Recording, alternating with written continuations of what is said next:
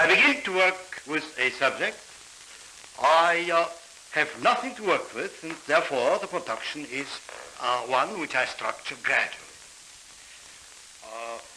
The most important aspect in such a psychodramatic presentation are production techniques. Now, for instance, if I may invite you up, Sue, why don't you come up for a moment? I'd like to demonstrate with you how such production techniques are used. Now, in general, Sue, there are three types of production techniques which I'd like to demonstrate in this lesson. The one is the technique of representation. The second is the technique of reversal. The third is a double technique. Let's start with the first one, the technique of representation. For instance, you, Sue, to give you an illustration, you are from? Tarrytown. Tarrytown. I would like, for instance, to meet your mother, right? Your mother isn't here. No, right? she isn't. No, and she couldn't come. We have, therefore, to portray her by means of someone who is particularly trained to take such roles. Now, these people are called auxiliary egos, as you know, and we have here a number. Now, I would like, for instance, Zerka to come up and to portray the role of your mother. Now, in such a case, she will be, here is Zerka, and we will, you being the resource person, you will inform her what kind of a person she is and what kind of a relationship troubles you at the present time, which you would like to, which might require portrayal on the stage, right? And then, of course, we will proceed from then on. She'll be your mother and you will be yourself. The only thing is, Doctor, there isn't too much of a conflict situation with my mother. Oh, that is not. Well, we can imagine, you all can imagine that, how such a technique of presentation can be done. So let's move now, thank you so much, Zerka, and we'll move now to a second technique, which I discussed before. It is a technique of reversal. Mm-hmm. Now, with whom do you have a problem? My mother-in-law. Your mother-in-law? Oh, I see. Well, I'll tell you something. I'll invite another auxiliary ego up. It is Jana. Now, Jana, if you'll come up here, and you see, in the role, in the reversal technique, you will take the part of that person with whom you have conflicts. That is your mother-in-law. And she'll take your part. Right? And now you structure with her a situation we would like to see with your mother-in-law, and she taking as well. She takes a part of Sue. All right, go ahead. Well, usually she comes over at night when I'm washing my hair or something, rings the bell, and I have to go downstairs. Go ahead and see. Let's see what happens. What would you do?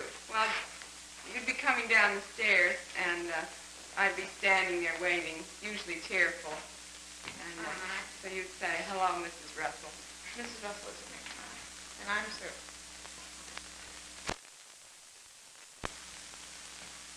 Hello, Mrs. Russell. Oh, Sue, I don't know what to do. I've been having a terrible day. Is Norman home?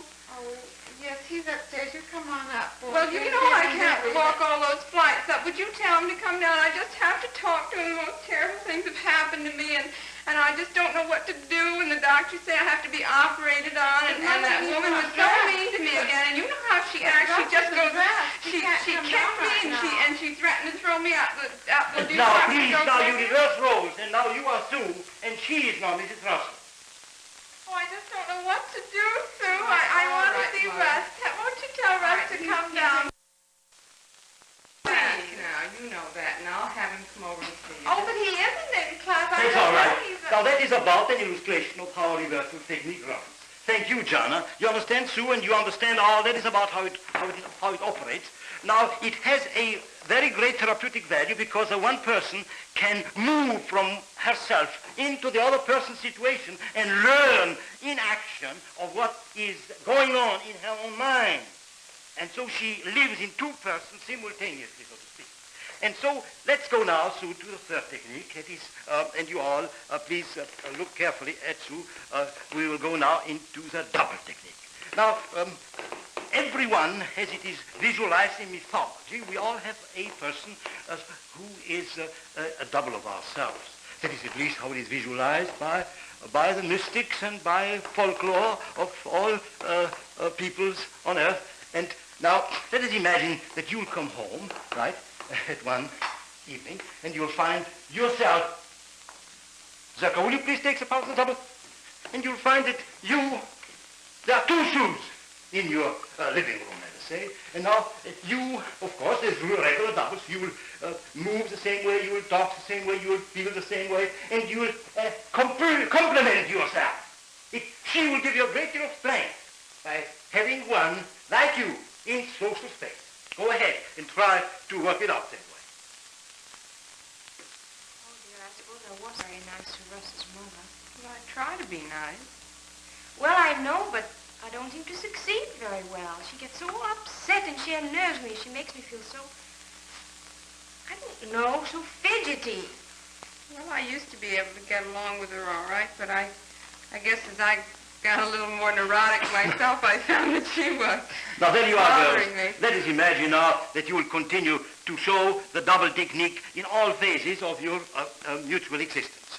And now, I would like to explain to all of you what this double technique means, psychodramatically and therapeutically. You see, the best illustration is, if you recall, the great French novelist Guy de Maupassant.